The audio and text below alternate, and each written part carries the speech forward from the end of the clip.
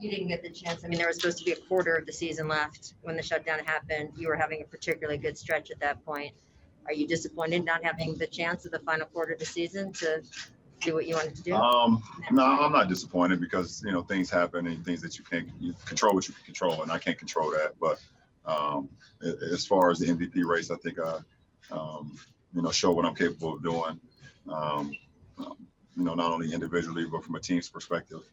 Us being number one in the West, there was a lot of conversation about, LeBron can do those things in the East, but if he ever came to the West, what can he do?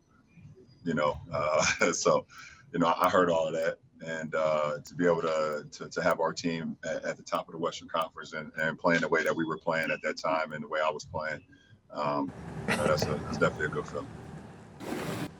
That was the conversation LeBron and I had this morning over the NBA's decision that games played here in Orlando will not be included in consideration for the end-of-season awards like MVP, Rookie of the Year.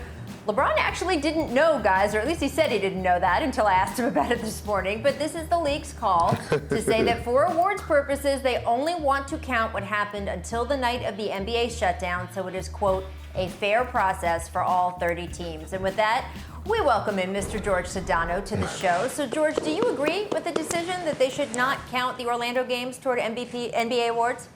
Yeah, Rachel, I do. Look, they've got a large enough sample size. Most of these teams have played somewhere between 63 and 67 games, and not everyone is going to treat these seeding games the same way. I think the Lakers, if you look at them specifically, there may be games that LeBron and AD don't even play. So because there'll be teams looking at this as a kind of a ramp up, almost like a glorified exhibition season, I just don't think they should count. I disagree only because, why not? The 8 teams that aren't coming are not exactly overflowing with award candidates, so we can leave them aside. And, even George is right that, these 8 games really aren't going to affect the awards race, but there are a couple that it could affect. I look at a guy like Damian Lillard. If Damian Lillard gets Portland into the playoffs, he might get 3rd, 4th, 5th on some MVP ballots. He might have a better argument for first-team All-NBA over a Luka Doncic or a James Harden. And yeah, maybe you don't care about that. Maybe he doesn't care about that. But, that kind of stuff matters in history. So I say, why not?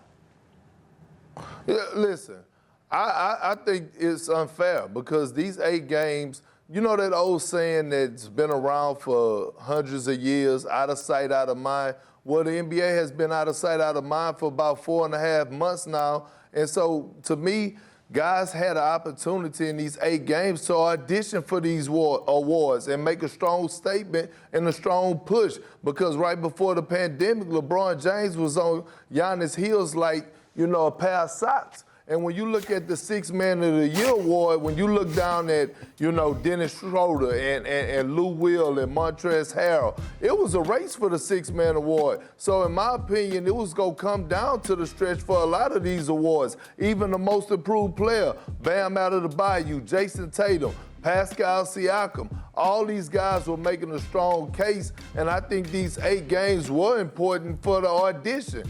But hey, it's not there, so we got to go on what we went on before the pandemic, but I was looking forward to guys coming out and actually auditioning and competing for these awards.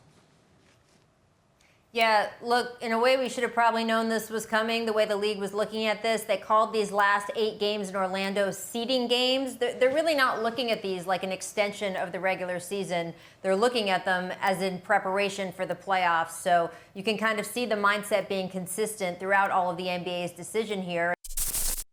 Thanks for watching ESPN on YouTube. For live streaming sports and premium content, subscribe to ESPN+.